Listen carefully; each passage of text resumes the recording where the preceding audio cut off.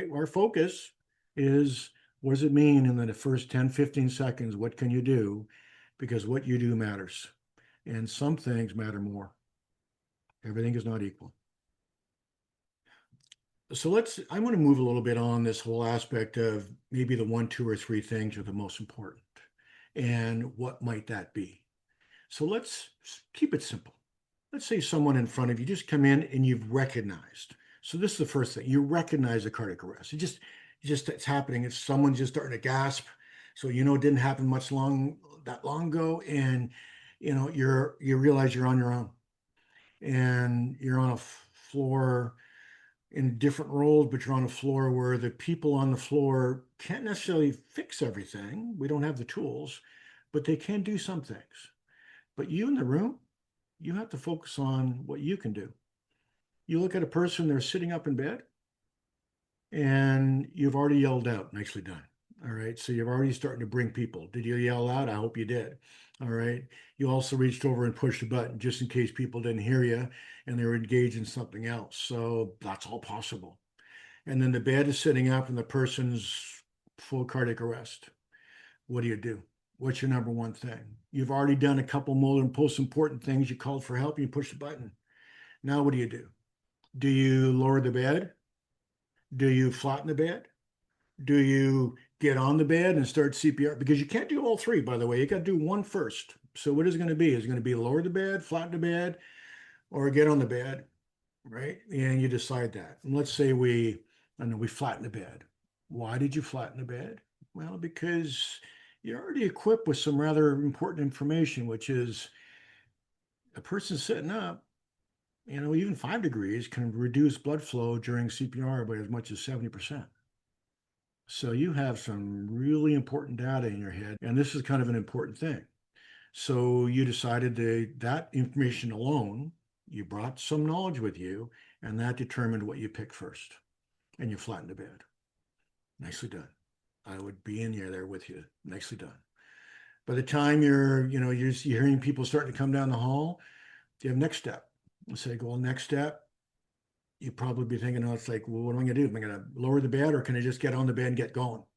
Right. Well, that's not as clear, right? But you got to make one of those choices, right? So I don't know. You make a choice. You either flatten the bed so you can get actually at a better height or you get on the bed. But here's the good news, right? You also equip with one other little bit of information. And that bit of information is, I witnessed that cardiac arrest, which means that person's brain has got about 3 minutes before the brain cells start to get, permanently, damaged. So we've got a little bit of time. Well, that changes some of your choices a little bit.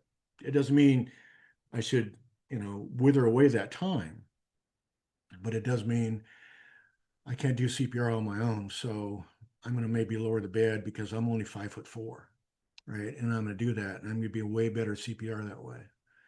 And then the second person comes in the room and you realize there's only two things that make a difference here: treating the problem as soon as you can and saving the brain. And you're into saving the brain.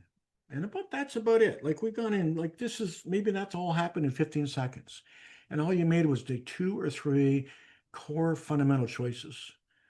But those core fundamental choices are going to pay dividends as we go into the next minutes. Right? And how you started is going to matter.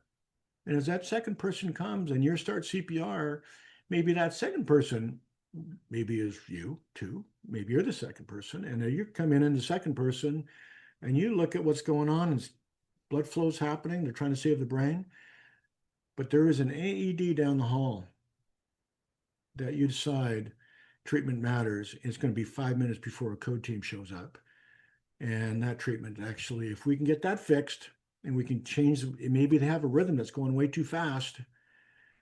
So we get the AED on, and that's maybe number 2. And that becomes your number 1 as a second person. But every situation that you come to is going to define what's more important and what's less. And there are some pieces of knowledge and information that are going to matter more. And that is the information that we want you to be equipped with. Okay? What is going to determine a better decision, or maybe not as useful?